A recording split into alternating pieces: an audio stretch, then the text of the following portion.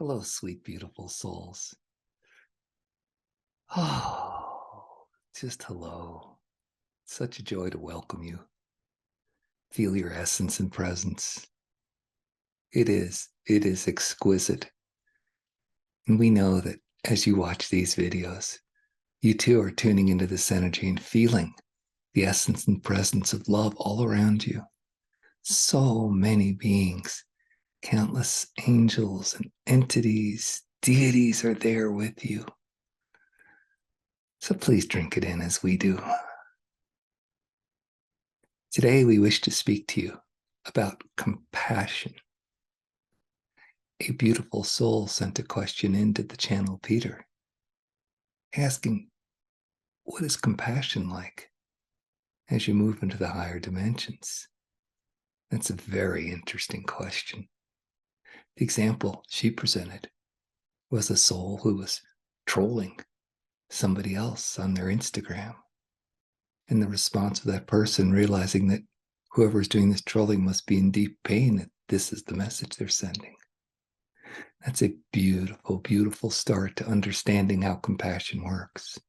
But it is only the beginning, because it is an understanding. It is a mental construct, the turn the other cheek, as if you will. We want to carry it further. We want to talk to you about the energetics of compassion. You see, as we've tried to explain, the way the universe works is anything fully expressed turns to bliss. And if it is not fully expressed, it creates an isolated energy that keeps you distant and separate. This has been the nature of 3D reality. We've been distant and separate. We haven't felt connected to God. We haven't felt connected to each other. In the fifth dimension, you're in a field of oneness. It's not 1, 2, 3, 4, 5. It's 1, 2, 3, 4, all. So, like ascending into the fifth dimension, you move into a field of oneness with everyone. And compassion has a whole different meaning when you're in oneness. A lot of opportunities present themselves.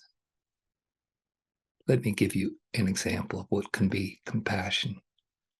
I believe one channel that Peter attends to calls it compassionate action. But it's more than prayer, compassionate action. Prayer is asking for something to change. In the fifth dimension, we stress that you see it has happened already because you're in that field of oneness and you give gratitude for it and thus attract it. So, for example, when Peter is driving down the street and there's a homeless person on the corner, he has choices. One is ignore it, and he does that a lot. Another one is to offer physical help.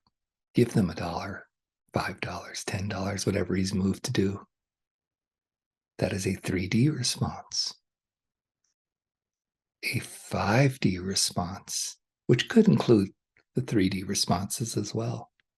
But a 5D response is when he pauses in traffic and sees that other person in riches and abundance, showered lavishly in a fancy spa or a hotel room, being pampered. And he sees that in his field of vision and he gives gratitude for it. That would be compassionate action as we understand it. But there's more to it than that. You see, you're connected in a field when you're in that state. So what happens is, and this is why we do separation in 3D, because it's fearful, is you allow the trapped feelings of lack, loss, and poverty of that person to flow through you. Yes. And in doing that, you can then transform it by completing the feeling, by feeling what they are not able to do. That is transformative. That is compassion at the ultimate degree.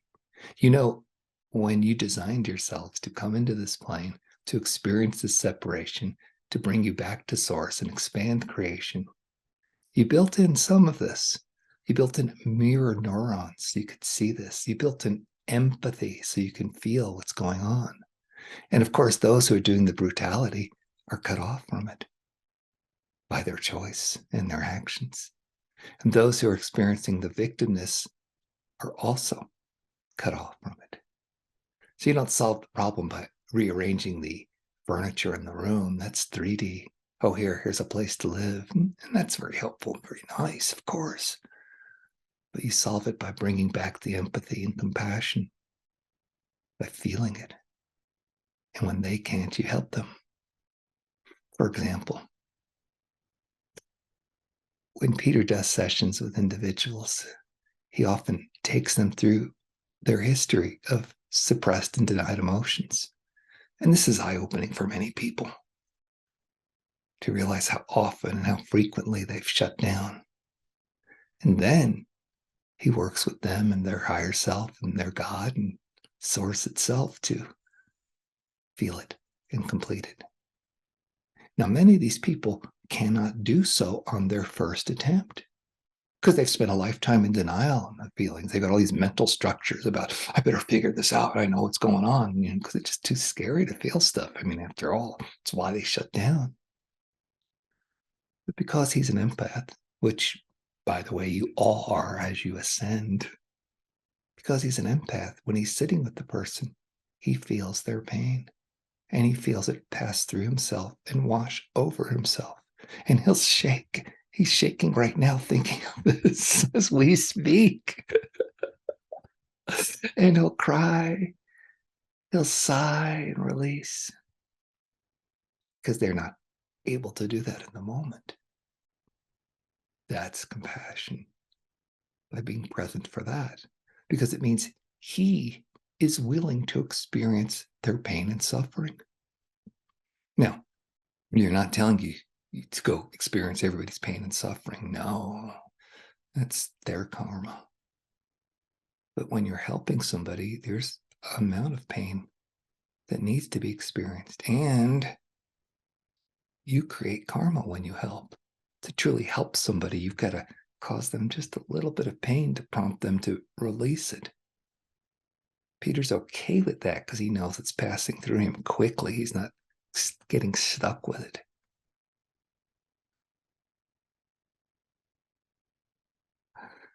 So that's how compassion works. And it works in super high levels if you allow it. And it seems scary at first. I can't carry the weight of the world on my shoulders, which is why we've shut down, of course. When in fact, it's not you carrying it, it's all of creation carrying it.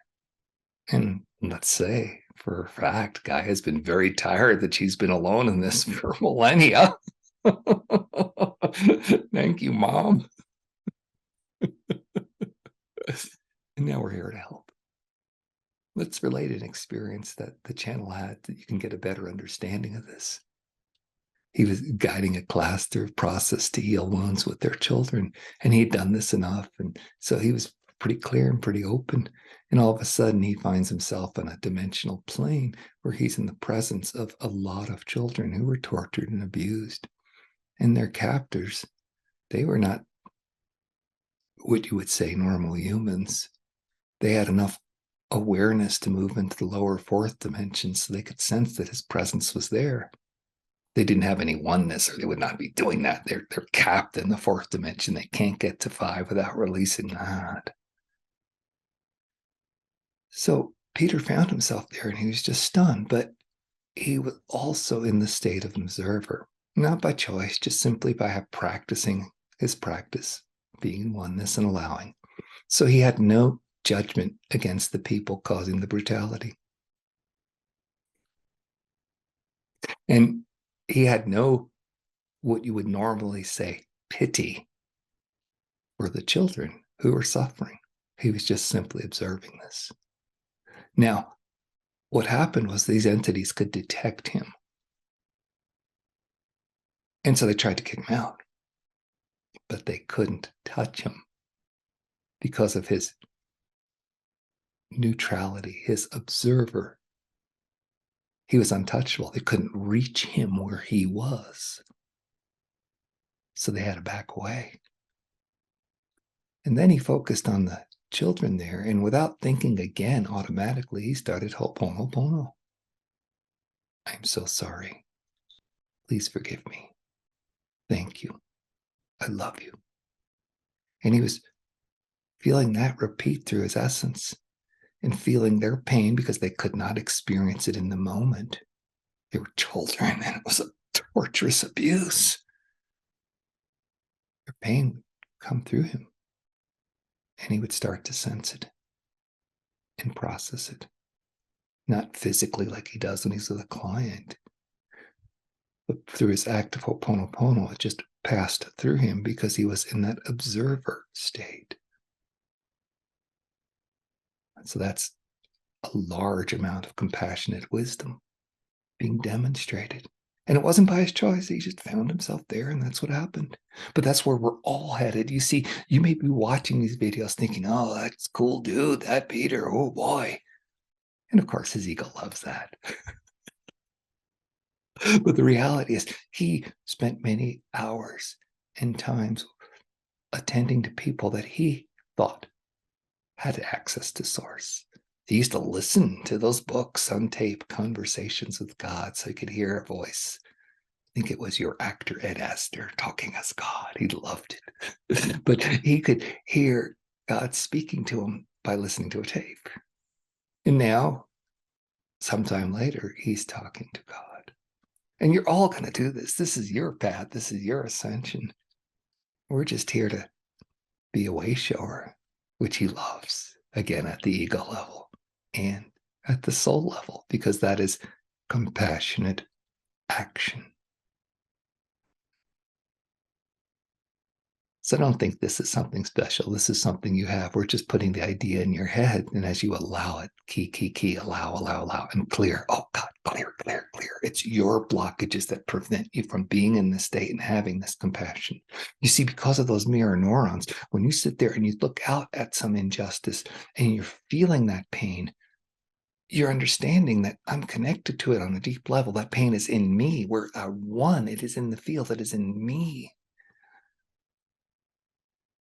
And if you're sitting there and you're acting, where you do something, you write something on your blog and somebody trolls you and you feel hurt by it, then that's a sign that you're attracting that to break loose the stuck energy of your own deep pain.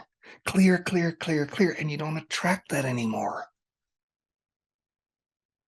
This channel doesn't know what it's like to be trolled because he's not operating in that frequency, because he's done his clearings. So please work on yourself. And when these people present themselves to you in an aggressive, assaultive way, do not think it's just them. You're connected to it, and you're seeing the outward expression through them of what you are holding within you. So have that compassion for yourself. And then take the compassionate action of moving your charges and releasing it. Yes. Now, there's no rules to this, no right or wrong anymore. It's just, are you connected to God and acting in God's stead? And when you're in field of oneness, of course you are. One example that was profound was when Peter was taking a class in the temple. His monks were teaching, and they started with a story where a man at a bus stop was beating his wife. Two things happened when they were teaching this story. One was one of his friends who had traveled from the United States with him to India got set off. Why are these monks always talking about men beating women? They would say because it happens a lot in India. I don't know if more than anywhere else. No disparagement. That's what they said. But looking back at this incident, Peter now knows that his friend was being triggered by his own feeling trapped, feeling punished, feeling put down and beaten. And he could see in his friend's life, looking at it very clearly, how his friend has set up rigid rules for him to be caged and boxed in and keep himself limited. And his journey is to release that and feel all that. Then this story powerfully triggered him. Oh my God, I'm seeing an outward reflection in his rage and anger at the world for all this and at the monks for telling this story was a reflection of his internal, what he was ready to release. And when he chooses to, he'll be even more free than he is now. So in this story, a man is beating his wife, both stop big, burly man and a small, petite, older woman walks up to him and slaps him. So the point they're trying to make is that what was this? Why is this woman meeting violence with violence? And the point they're trying to make is that this woman was awakened. She was connected to her source and she was automatically guided. The channel guesses in the same sense he was automatically guided when he was in the presence of the children to do Ho'oponopono. She was automatically guided to, in 3D, walk up to the guy and slap him, even though he was big and towering. The result? The man fell to his knees and started crying and begged forgiveness. The slap brought him out of that. So we're way past just blanket teachings of always turn the other cheek, of never do violence. Those were great rules when we're working out of 3D. And beautiful masters came to us to teach us those rules. And it helped us get here. But it's no longer the case. Now the case is, are you connected to your source? And are you letting source flow through you in the moment to do the correct thing? Which in some case looks like it's violent.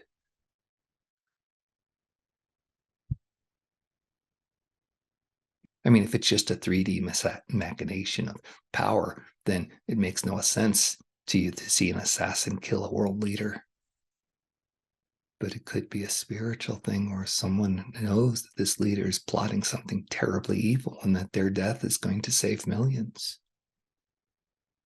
There's no judgment about it anymore when you're in 5D. There's only the pain that is not being felt in what you do. Then you're in line with your source. And just like when the channel Peter is working with others and he's feeling their pain, hence bringing on karma for himself. And when he's bringing on the karma of having to prod them and poke them enough just so they can get to their pain, he's okay with that because he's connected to his source. So there's no right action anymore around compassion. It's understanding that, are you right with your God inside and taking that action? And until you're clear, it may look like rage. I must fight. I must rebel. I must go out there. If that's where your consciousness is, then that's what you must do. Which brings us to the last thing we wish to speak of, and that is compassionate wisdom. Some people are so convinced because their mind is set on these are wrong actions and I must do justice in the world. I must get vengeance or whatever it is that motivates them to do whatever they think are good deeds, like fighting the revolution. They need to follow their path. You cannot intervene and say, no, don't do that. That is not wise. It's not compassionate wisdom. They need to follow their path and experience their karma and have their outcome so that they can grow and we all grow. So a lot of time, compassion looks like just sitting back and watching the fight. Or as the channel likes to do, don't watch the fight because it hurts. That's why he doesn't attend to media. Because they're designed to keep you in that hurt so they can keep you fearful, keep your mind going, and have a control set, which we do not wish you to do. We wish you to be free, and something that means allowing others have the wisdom and the compassion to know that what they're doing is painful so they can learn and grow. So where does this get us? When you get super clear, you're in these states or you're automatically helping the person on the street by seeing them in a beautiful spot when you can hold that. And you're not all stressed by the 3D, I've got to get here and do this, and traffic is doing that. When you're in the extra dimensional experiences around those who are less powerful than you are, and you can hold an observer stance and just have compassion, do Ho'oponopono, I'm sorry. Please forgive me. I love you. Thank you. And doing it, really feeling what it is that both sides have brought to that equation. You see, when you do your clearing, you become a bubble of heaven. You become a powerful entity.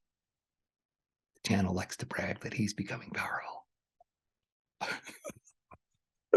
Oh, he loves his ego, doesn't he? So do we, because we love him.